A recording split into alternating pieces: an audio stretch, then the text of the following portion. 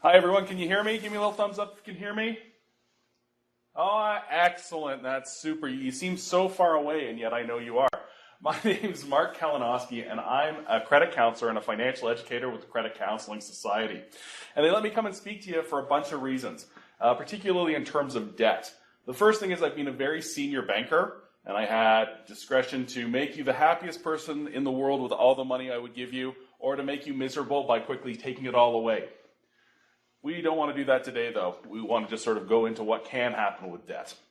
The other reason they let me talk to you, though, is I spent 5 years as a credit counselor, which was a pretty fun job, really stressful with the people who come in, but I tell them, for the next hour that you're sitting with me, all the stress is on me because I'm going to find you a solution. And that's the whole thing about debt. There's always a solution, and I'm going to walk you through some of the most common and legitimate ways people address their debt.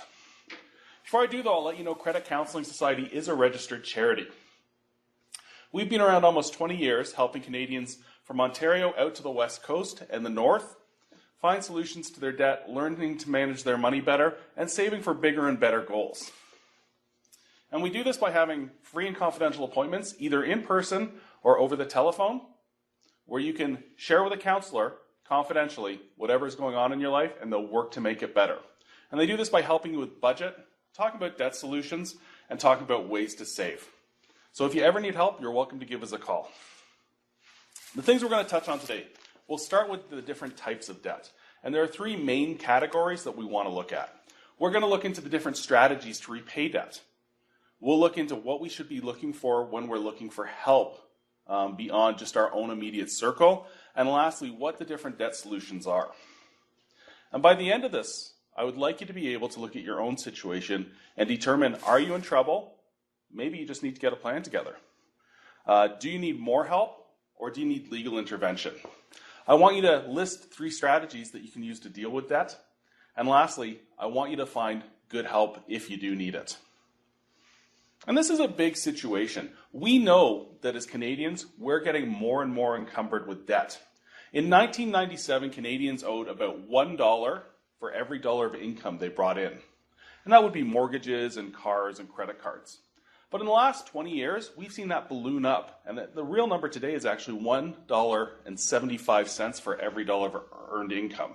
That's how much debt Canadians carry. And with all this debt, Canadians definitely struggle to address their bills at the end of every month. And it doesn't help that we don't like to budget. I've seen almost 2,000 clients come through our doors and sit with me.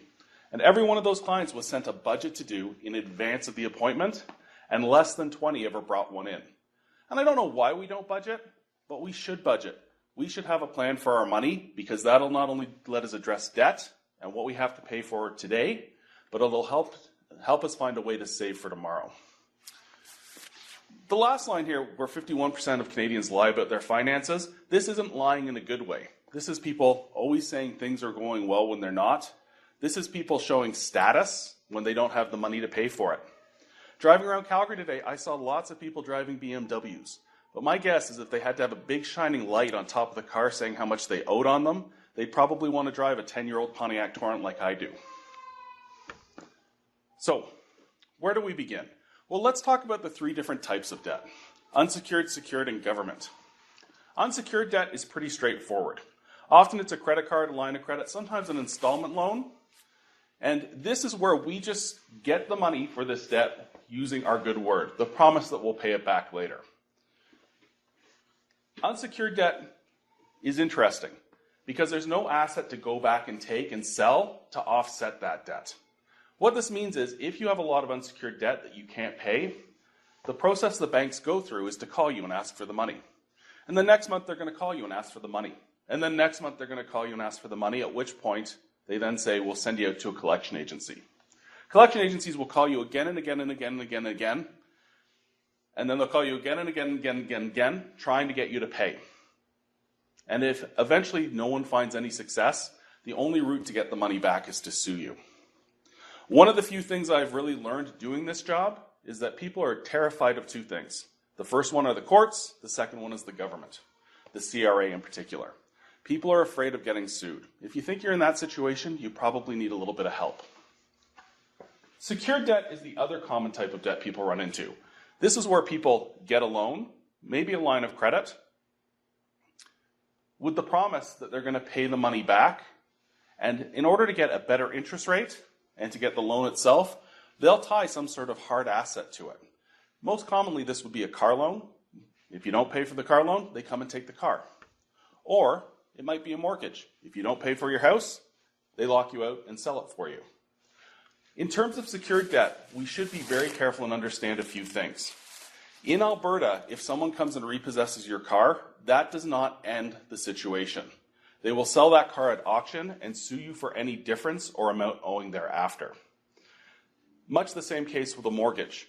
If they take your house, they will sell your house, and any deficiency left owing will be charged back to you, and likely you'll be sued for that money, and it will go on your credit report. The last type of debt is government debt. And there's different levels of government, of course. There's property taxes, usually municipal. There can be student loans, which is money owed to the government. Taxes in terms of income tax, GST, HST. One of the big things people have to understand is when you're addressing government debt is that the government has a great deal of power. And this is particularly true when we talk about the federal government. Money you owe to the federal government, you owe until you legally remedy that money. The way you remedy that money is usually to pay it back in full, and they can help you pay it back by keeping tax returns, GST checks, even your Canada pension plan at time of retirement. Or, of course, being the government, they can go and chase you in an attempt to seize money from your accounts or garnish your wages through your employer. So 3 big types of debt. Let's figure out what we owe. This is the first step in addressing debt. We need to know who we owe and how much. So let's make a list. It's pretty straightforward. And when we do that list, we're going to make a few different columns. Who we owe the money to. Could be a Visa card. How much we owe? $10,000. What our minimum payment is? Minimum payment on $10,000 would be about $200 a month. And what the interest rate is. We find that often people are unaware of exactly what they owe and what their minimum payments are. And they're especially unaware of the interest rates they pay. Let's find out so that we can start putting a plan together on how to address it.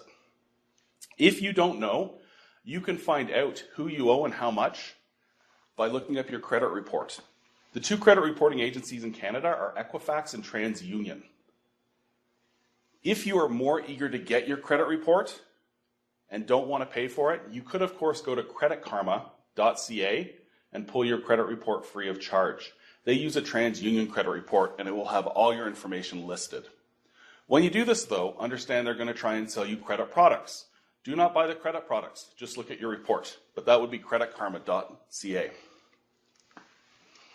Once we have a list of all the debts, how much we owe, the interest rates, and the minimum payments, we can start figuring out what we should do to get rid of it. And the way we look at it at credit counseling is to break it down into 3 distinct categories. The things we can do by ourselves, self-administered. Things credit counseling might be able to help you with, like a debt management program, or perhaps seeking the help of a legal professional called a bankruptcy trustee. So let's figure out where we should start. I'd ask that you ask these questions. Are you regularly in your overdraft? This is not a good thing. Overdrafts on checking accounts are very expensive money to use. The interest rate is usually about 21%, and often they come with a $5 fee each time you tap into them. If you're in your overdraft regularly, you probably need to get moving on your debt. Do you use credit to address emergencies? We often see people come into us because they've had no money in their savings accounts to offset things that happen in life. A blown engine on the car, a sick kitty cat that they had to take to a vet. When people don't have savings, they tend to use credit to cover off these emergencies. People who don't save usually don't have money to pay their credit that has occurred as a result of emergencies. Ask, are you using your credit to supplement your living expenses? Many people who come in have been buying their groceries on their credit cards for years. And every month, while their best intention to pay off those credit cards in full, a little bit remains and the balance builds. If this is an issue, we have to get your budget moderated so that it doesn't continue to grow. And I guess the most important question is, are you stressed about the money? And the truth is, people who are stressed about money are generally not very happy people. We know that money stress causes a great deal of anxiety. In fact, people who are stressed out about money and debt tend to be 30% more prone to anxiety issues. They're also about 25% more likely to suffer from depression. When you take the mental aspect of money stress into account and combine it with the physical side, where people have headaches all the time and migraines, where they have stomach problems, where they walk all crooked over because they're so tense out, these are people who aren't well. If you're stressed about money, you need to move and find a solution. The easiest and best way to address the debt is to try and find more money or to decrease the amount we're spending. And it's not always easy to find more money. I could go into my boss tomorrow and say, hey, can I have a raise? But I know what the answer is. They're going to say no. But maybe you could get a part-time job doing something you enjoy, working in a pet store if you like animals, working in a bookstore if you like books. More and more people are turning to the gig economy, just picking up temporary work to supplement their income. It's not unusual if you go onto a website like Kijiji to see people who are selling some time, maybe painting out bathrooms to make a few extra bucks. Perhaps easier is to just decrease our expenses.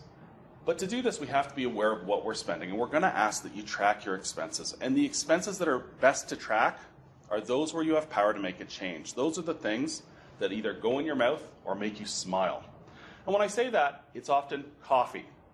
People go out for coffee a lot. Do they need to? Could they do something different? Maybe make coffee at home. It could be cigarette smoking. It could be going to the movies because you love the movies and that's where your happiness is. I would encourage you to find 3 areas of your life to track where you have control, determine what you're spending, and see if you can make a change. A great way to track your expenses would be to go to your bank's website. Most banks offer online tracking tools. I bank at Bank Montreal, they have Money Logics. It will show me all the money I spend on my credit card or on my debit card and put it into neat little categories for me. You could also use an app like Mint, M-I-N-T. This will do the same thing. It will read into your credit card and your debit card and help show you what you spend on the different areas of your life. Once you've tracked your expenses, create a realistic budget. Let's be honest with ourselves. If we really like coffee and we're drinking 8 coffees a day, we're probably still going to drink coffee.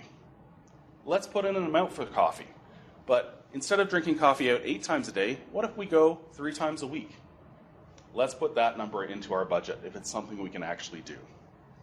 Once we've determined that there's extra money that we can pull from some of our spending areas, that's the money we're going to put towards the debt. And we'll talk about how we do that in a minute. First, let's investigate the other options to administer our debt. A great option would be to go into your bank and see what they can do to help you. Many people who come and see us at credit counseling come in to see us because they're afraid to talk to their bank. They tell us they've missed a credit card payment. Yeah, that's very stressful. They also tell us that they think the bank's going to take their mortgage as a result. Banks don't want your houses. Banks will try and find you a solution other than taking your things away. The most common solution is to refinance a mortgage or maybe get a consolidation loan. A consolidation loan is a great idea. We're going to take all your different debts, tie it into one lump sum, and you're going to make a regular payment on it until it's done. Consolidation loans generally come with a lower interest rate, which means more of each payment goes towards the principal, paying down our debt, as opposed to paying the interest. If the banks cannot consolidate for you, it's probably a sign that you have an issue with your credit or that you can't afford the credit you have. If that's the case, you could go back to your credit card companies and your other lenders and ask them to reduce the interest rates on your loans and debts. Most credit cards have an interest rate of 19.9%. However, there are those low interest rate credit cards that are closer to 11 or 12%. The less interest you pay, the more goes towards the principal, the sooner you'll be debt-free. Ask your bank and your financial institutions for help. There are other people we can ask for help too. Many of us will have friends or family. One of the issues we run into, though, is that a lot of our friends and our family are just like us. So if I'm in debt up to my eyeballs, chances are they are too. If that's not the case, though, maybe there is someone you could ask for help. If you do ask them for help, though, understand that you don't want to put them in a bad position. All too often, we'll see middle-aged children ask their retired parents for money and tap out their retirement savings, which leaves them in a bind. Be honest about who you're going to approach. Let them know that you have a plan. And if they are willing to help you, find out what you have to do to keep the relationship in good standing. Sometimes they'll ask you to report on your progress. Sometimes they'll ask you to pay them back. A big option under the self-administered category is to sell something. Some of us have really neat stuff. Sadly, a lot of stuff isn't worth a lot of money anymore. I've seen people who have beautiful sets of china that they probably paid thousands and thousands of dollars for 20, 30 years ago. But china sells at the Goodwill for $60 for a complete set now. It doesn't have the value we sometimes think it does. There are those assets that do hold value, though, often real estate. Many people don't want to sell their house, but sometimes, if that's where all your money is, that's the solution to fix the problem. The other thing people sometimes do is they'll sell a Harley Davidson or a car. Determine what the value is and see if it addresses the problem. If we're going to pay the debt down on our own and we do find there's extra money in our budget, we can do it one of two ways. We can do it in terms of a debt avalanche or the debt snowball method. The avalanche is a pretty good method. It's the most efficient way to pay off debt if we're going to do it on our own, taking money from our budget. The idea here is we're going to make a list of all our debts, put them in order of highest interest rate to lowest interest rate, and then making the minimum payments to all those debts. We will put all excess money at the highest interest rate debt, often a credit card. Once we've paid that debt off completely, we'll move down to the second highest interest rate credit card and pay it off completely. This is the most efficient and fastest way to pay down debt. The problem is sometimes those are really big debts where we have the highest interest rate and people get frustrated and give up. That's why some people prefer to do a debt snowball. In this case, we're going to make a list of all our debts, smallest to biggest, and making the minimum payments required to all of them, we will then put all the extra effort into paying off the smallest debt first. Once that's paid off, we'll attack the next smallest debt. We see progress here because we're paying off one debt, getting rid of it. We know we've made an accomplishment. We feel motivated and we keep going. It's not quite as efficient, but if we're motivated and we're making progress, it's still a legitimate way to attack the debt. The last thing I'm going to tell you about paying down debt is to watch out when big lump sums of money come in. Some people will get big tax returns, perhaps an inheritance, a settlement from an accident. If you're expecting a big lump sum of money to come in, let's make sure we tag so much of that money to 3 key areas of our life. The first one is to put 40% towards whatever debts we have. That might be a mortgage, that might be a car loan, that might be our credit cards. Then let's put 40% into savings, because we know that people who have savings don't often run into credit problems in the future. And lastly, if we do get a big lump sum of money, because it won't happen often, we can spend some on ourselves. So let's say we get that big $100,000 inheritance. Woohoo! Super. Well, let's put $40,000 down against our debt, probably the highest interest debt. Let's put $40,000 into savings. It could be our RSPs, our tax-free savings accounts, our kids' education plan. And then let's take $20,000 and go buy a car, a nice Honda Civic. If we get a $100 tax return, it's not quite as grand, but let's try and put some money towards the debt, some money in savings, and if you want, you can go see a movie. But having a plan will help move us forward. We don't often get a lump sum of money, but let's make sure we have a plan if we do. Sometimes these self-administered options aren't enough to address the situation. So ask a few more questions. Are all your credit products maxed out? Do you have 10 credit cards and is there no room left to take on them? That's a problem. It's a sign you're not making any progress. Do you fight with friends and family about money? They say money's the number one reason why couples break up. I believe it. It's stressful and there's a lack of communication around it. Are you thinking about selling your RSPs or maybe cashing in your whole life insurance? This is a bit of a dangerous sign.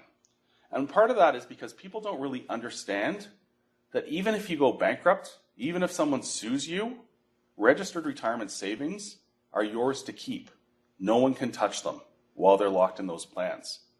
The other thing is if you tap into this money, you might solve the issue today, but do you have a big tax bill the following year? Be careful. If you've gone into your bank and they say, no more credit for you, it probably means you're overextended. They've run a debt ratio on you and said, whoa, you can't afford any more money. We can't give it to you. Are you getting collection calls? This would imply that you probably have bad credit. You want to get your credit put back together so you can move on with bigger and better things, buying houses and making dreams come true. Are you thinking about using a payday loan? If you are, don't. Find a different solution. Payday loans generally don't get people out of trouble. They just make the trouble worse in 2 weeks' time. And again, go back and sense your own stress. Can you sleep at night? Do you spend all your time at work not working, but thinking about the next collection call you're going to get? If that's the case, maybe you need some more help. And this is where you might want to go and see a credit counselor. I'm going to warn everyone, before you go and seek outside help with debt, do your research. Banks are a great first place to go. Credit unions are a good first place to go. They only lend money as a solution to debt, but they're legitimate places with knowledgeable people. I think those are safe places to go. But any place else you go may not have your best interests in mind. I really want you to find out, is it a legitimate place you're going to go? Are they focused on helping you or helping themselves? So ask a few questions and do some research. I recommend you start looking for a nonprofit or a charity to start with. There are 2 nonprofits in Alberta. Ask if they're accredited. Who oversees them to make sure they're legitimate? Or are they just a standalone business? I'd be a little bit nervous. Are the counselors they have trained? What are their backgrounds? Are these financial professionals? Or is it just someone they picked up off the street? What are they going to charge you? If you're in there looking for help with credit, you don't have a lot of money to pay. A big bill might be a sign that this isn't the right place to go. And lastly, go look at the Better Business Bureau. Go seek out Google reviews. If you ever see my name, Mark Kalinowski, tied to a Google review, because it is my real name, you know I was unhappy, and I've told you just why. Yelp is another good place to go. Do your research online. I'll tell you, we're accredited through Credit Counselling Canada, a big legitimate organization. Our counselors are trained. Everyone has to get their AFCC, Accredited Financial Credit Counselor. There's a test you have to write. It basically fills in all the gaps that bankers who come into the industry don't know about credit. What does it cost? Well, some programs will have fees, but just to do a budgeting or a counseling session should be free. You don't have a lot of money, you're looking for help, it shouldn't cost you to take those first few steps. And then what are the Google reviews and the Better Business Bureau saying? Is it an A+ rating, or is there a lot of negativity? When you do go see a credit counselor, it's pretty straightforward. You call the 1-800 number, someone picks up the phone on the first ring, and they're going to set you up an appointment, either in person or over the telephone. It's the same information either way. And they're going to ask what your financial life looks like. How much do you make? What do you own? Who do you owe? And what's your budget look like? Once they have this information, they can help direct you to a solution that'll get you to where you want to be. And let's be really straightforward here. Different people have different goals, and they see different outcomes. Let's try and match your plan to the outcome you want to happen. Now, credit counseling organizations have different programs. The big one is a debt management program or an orderly payment of debt. They're quite similar. Just looking at a debt management program, this is a voluntary repayment program where the banks voluntarily say, yes, you can pay us back over as long as 5 years, and we're going to reduce the interest rate, sometimes down to 0. And you're going to agree that, yes, I'm going to make payments every month and get this paid out. So functionally, your payment's $500 a month, you're going to pay $500 a month to credit counseling, and they're going to disperse every month money out to all your creditors. It's not painless. I'm not going to lie to you. There's some classes you have to take to up your financial education. But they're not hard. A lot of it's common sense. It's just review. You have to make a payment every month. That's the deal you make with the bank. And because you change the deal with the bank, they are going to impact your credit for the short term. But in the long run, it's going to fall off your credit bureau, and you're going to be in a position to save money to go get credit again. The big thing is it should be free and it should be confidential. Just to sit down with a credit counselor doesn't mean they're going to call your bankers. It just means they're going to look at your information and give you some advice. And sometimes you don't even need to do a lot. Sometimes you just need a little information on how you manage your regular income. Or, how do you make an arrangement with the government to pay back your taxes? It can be as easy as asking a question to find a simple solution. If you do have bad credit, though, a credit counselor is happy to look at your situation and suggest how you might improve it. A big thing people misunderstand about credit counselors is that we're just happy to share information. It's not uncommon to have someone bring in a credit report and ask us just to read it for them because they don't understand it. The nice thing about talking to someone who's familiar with credit reports is that they can let you know the rules around them and when bad things fall off. I've told many, many people not to pay their debt because if they make a payment, they're going to extend the period of time bad information remains on their credit report, and they may even open themselves up to a lawsuit. This is where I want to tell everyone listening about something called a statute of limitations. Now, it's a big legal sounding term, but it's pretty straightforward. And it varies by province. But in Alberta, if you've not paid a debt or drawn money out on a debt for more than 2 years and you've not been sued, you can no longer be sued. The one condition being is you can't make any payment to that debt because then you restart that 2-year window where they can sue you. So if I've not paid a debt for 4 years, I might be getting collection calls 10 times a day, but they can't sue me. All the power is with me now. If I make a payment, though, they could sue me the next day. So let's be careful and let's understand when we last addressed the debt. Sometimes the best thing is just not to address it. This is particularly true because information remains on your credit report for 6 years from the date of last payment. So if I've not paid this credit card for 4 years, they can't sue me anymore. But if I wait just 2 more years, the bad information completely falls from my credit report and I can start applying for loans again. No one can see that bad information. Sometimes it's best not to pay a debt. If you have a question, lots of people have questions about credit reports, it's okay to call and ask. It takes 5 minutes to review them. Did you have a question? Well, I was just wondering about the 6-year thing because I got told because I follow my credit quite often from 3 different sites I follow it. But one is for 6 years and then one's for 7 years, and I was told everything after 7 years with TransUnion. Everything in TransUnion stays on your credit report. Everything on Equifax falls off. No. So credit reports are provincially regulated. They're basically, every province will have their own laws on what gets reported and for how long. So I actually think in Prince Edward, don't hold me, I'm not an expert on Prince Edward Island, but I think in Prince Edward Island, it stays on there for 10 years. In Alberta, information stays on your credit report, open for the public to see, the world to see, for 6 years from the date of last payment or from when the debt was last used. So what does it happen after that? Disappears. Poof, into the ether. So would the collection calls all just like stop, or will they just keep? Someone has the collection, they can call you forever and ever and ever on that. But the longer away you are from that statute of limitations, the fewer calls you will get.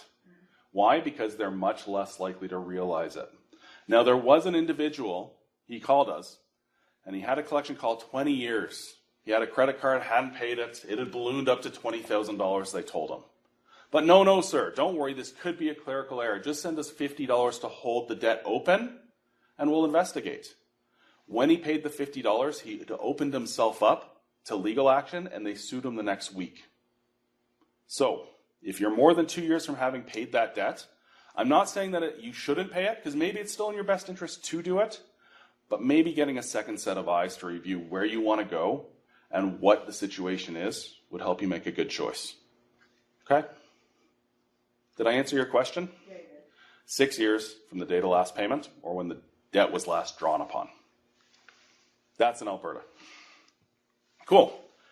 Sometimes you can't do a debt management program. The truth is, the key thing about doing a debt management program or an orderly payment of debt is being able to afford the payment over a prolonged period of time. In Alberta, we've seen lots of people who've lost their jobs. They carry debt that someone who makes $250,000 a year would carry. But now, maybe they're on EI. Well, that's really, really tough to budget for. It's really tough to downsize life when you have a big debt outstanding. If a debt management program is not appropriate, this is where you might consider approaching a bankruptcy trustee. I will let everyone know that only bankruptcy trustees can do consumer proposals and bankruptcies in Canada. If you're walking down the mall and you see a place that says they're going to reduce your debt by up to 80% and only charge you $3,000 for the consultation, I would move on and just go see a bankruptcy trustee who charges you nothing to sit down in front of them just for a consultation. When you go see a bankruptcy trustee, the most common thing they do now is something called a consumer proposal. The trustee's going to sit with you. He's going to ask you to pay him $1,500, and he's going to put together a package that he presents to the creditors. And the creditors get to vote as to whether they want to take less than the full amount of money. If the majority vote yes, all the creditors get sucked into it legally. If the majority of the creditors say no, it fails. But the creditors are incented to do this. And the reason they're incented to do a consumer proposal, because the next step would be a bankruptcy, and they will get substantially less money in a bankruptcy than they will in a proposal. So this is sort of a win-win. They get more than they otherwise would have. You don't have to go into a bankruptcy, don't have to go before the courts. They get some money, you get to pay less than the full amount. It does impact your credit score, and it does impact your credit for a period of time. In terms of consumer proposal, it impacts your credit for the period of time you're actually paying back on your program, a maximum term of which is 5 years, and then 3 additional years after. So that could be as long as 8 years total. But you could pay it off early and your credit would be impacted for a shorter period of time. If you need a consumer proposal, a bankruptcy trustee is the place to go. And we refer probably 1 in 5, sometimes 2 in 5 people off to bankruptcy trustees when they have severe debt issues. The case here, though, is that it should be severe. I don't think anyone should go bankrupt for $1,500. It's too severe. A consumer proposal for $1,500 is too severe. But if you owe the federal government $250,000, maybe that's when you want to go see a trustee. It's all right to ask for advice, though, and you can go ask a trustee or a credit counselor. The other thing a bankruptcy trustee will do is a bankruptcy.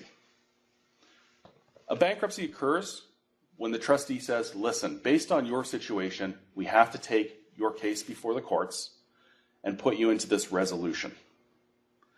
Everyone's really afraid of the idea of bankruptcy, but you shouldn't be. It's not a moral indicator. It's just an indication that something went wrong with your money. When you go bankrupt, it's required that you surrender certain assets. You're only allowed to keep so much value in your house. In Alberta, you're allowed to keep the first $40,000 of equity. If you don't have $40,000 of equity, but you can make your mortgage payments, they'll probably let you keep your house. If you have a house worth $150,000, they might require that you sell it, but they'll give you the first $40,000 of equity back. It's just one of those things. They're going to make you make a payment over the course of the bankruptcy. And that's variant upon your income.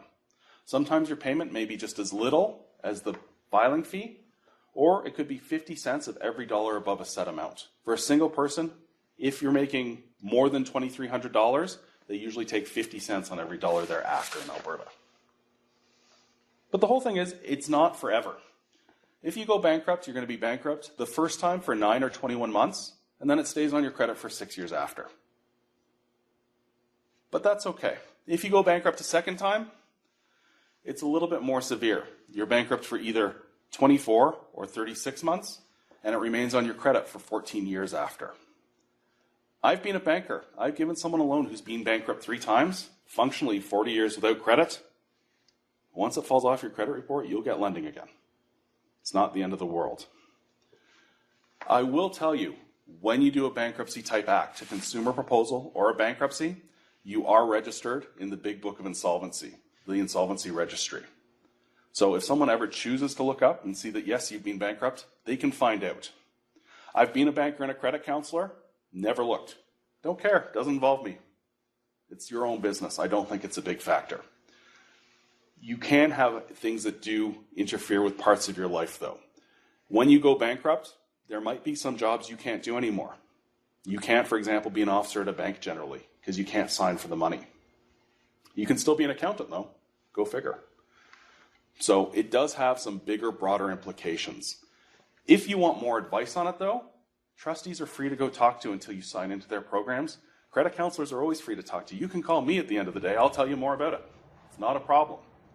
It is a legitimate solution though, and if you find your debt is weighing you down and causing you misery, you have to take steps to resolve it so you can go on with a happy life. Don't be afraid of taking the medicine that cures you. If you're just at the point where you had sort of a subtle setback, maybe you lost a job or you're between jobs, well, call your creditors and let them know, because often they have something in place to help you. They'll say, you know what, just pay us the interest for the next couple of months, or don't pay us for 6 months, and we'll get caught up then. Ask them for help. They're very, very invested in helping you find success. If you think someone might be coming to take your car and it's stressing you out, well, why not talk to your creditor and say, hey, what's going on? Or why not call a credit counselor and find out what's going to happen if your car does get taken? Knowledge will often ease the stress. If we're having problems paying our debts, let's beware of something called a right of offset. Most bankers don't know what a right of offset is, but I do because I used to act on this at 6:30 in the morning when I was a lender. A right of offset occurs when you bank at the same place as where you hold credit. So for example, if I bank at Bank of Montreal and all my credit's at Bank of Montreal, and for some reason the bank is upset with me, I've been late on payments, I never get out of my overdraft, it's Wednesday and the banker's angry, he can take all the money out of my bank accounts, pay off as much debt as he can, and then close down access to the remainder of the credit, leaving you functionally with no money and no debt. If you're going through financial hardship, ensure that you're not banking where you have debt. If I'm banking at Bank of Montreal and all my debt's at CIBC, if CIBC wants my money, they have to sue me. And to sue me, that means they have to serve me with legal papers. I have 20 days to send a response to those legal papers. They got to set a court date, and that could be 3 weeks or it could be 3 months, but it buys me time. Do not bank where your debt is. And again, the statute of limitations. If you've not paid a debt or drawn on it for 2 years, you can no longer be sued on it. It's really important to know that. Paying a debt after that 2-year window in Alberta will reactivate it, and you could be sued. So, debt's a stressful thing. There's all sorts of different debt out there. It's all very confusing. If you have questions, ask the questions, find out answers. When you have a little bit of information, you can make a plan so that you can step forward and know that you're going to make progress to remedying the situation, whatever it is. I've seen like 2,000 clients. I'll tell you, all of them have a solution. Sometimes it's not the most fun in the world. There's always a solution, and it doesn't last the rest of your life. It just lasts a little bit. And then you can move on to bigger and better things. So we talked about a bunch of stuff. I think you have to look at your own situation to determine, do you need help, or is it something you can address on your own? And honestly, if it's something you can address on your own, I know I used to drink 8 extra large Tim Hortons coffees every day. Strangely enough, when I don't drink that much coffee, I'm a more calm person with more money in my bank account. If you do need help, though, what are the 3 strategies? Can you avalanche the debt? Do you need to see a credit counselor and do a debt management program? Could you consolidate through a bank? Based on your situation, where's a good place to start?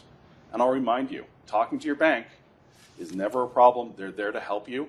All the people who work in the financial services industry do it because they want people to achieve goals. And if you're looking for help, anytime, especially around money, do your research. There's lots of sharks in the water trying to get what little blood you have left to give. If you'd like to learn more, of course, you can sign up for our monthly newsletter. You can be one of 8 followers at CCS_Mark K. I don't tweet often, though. You can find us on Facebook and Instagram. Of course, we do webinars every other night of the year, and you can go to mymoneycoach.ca to find them. Or you can always call and ask for a free consultation. Everyone who works for our organization does it because we like to help people. There's no kickbacks, bonuses, incentives, commissions, or anything else. And does anyone have any questions?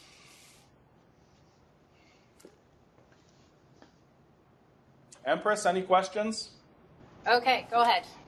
Okay, the question I have, if I apply for credit, no, that's wrong. Consumer proposal. Yes. Okay. And everything's rolling along, and if I come into a lump sum of money at that point, do I then have to give that to you? What a good question.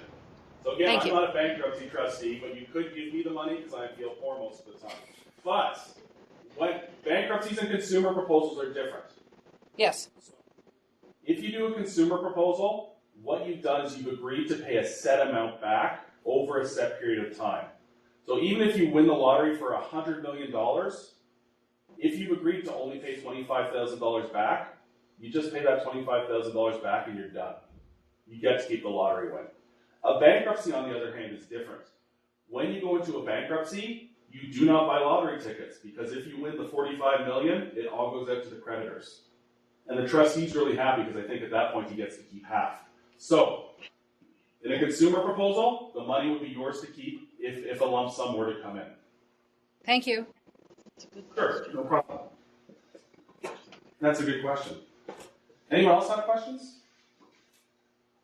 All right, well, I'm going to leave it there. What I'm going to encourage you all to do is that if you think you have a debt issue, take the first step. And if you want to call us, you can call us and we'll help you take those steps. If you think it's something you can manage on your own, well, make a list of your debts. That's the first step. Maybe go talk to your bank. Maybe decide you're going to track your expenses and see where you can make changes. But attack it today. Don't let it linger. You're just putting everything else you really want in life on hold. Okay? I've got a question for you. Question? If you get a hold of collectors to find out how much you owe, Yes. does that open up your window? So the question is, if I contact a lender, does that restart that statute of limitations where I can't be sued? That's Yes. right? So the question is no, but it depends on the province you're in. So in Alberta, the only way that it restarts that 2-year statute of limitations is if you functionally make a payment or draw money off the debt. And I'll tell you, if you're at 2 years, they're not letting you take the money off the debt anymore anyways. But if you make a payment, it starts it. In Vancouver, Ontario, places like that, it's actually anytime you acknowledge the debt, either written or verbally. So if a collection agency is talking to you, and you say, oh yeah, I remember I owe the money, boom, restarts that statute of limitations. But in Alberta, it's straight money transaction. Even if the collector is somewhere else? Doesn't matter, you're based on provincial law. Yeah. Any other questions? Okay. If you ever have a question, you can call the 1-800 number, 1-888-527-8999. There it is. My extension is 1321. My name's Mark. And I'm always happy to answer a question. If you decide you need a full appointment, I'll schedule you in with one of our team. They're all really lovely, smart people. All right, well, if there's nothing else, I thank everyone for attending. And have a good night. Thank you.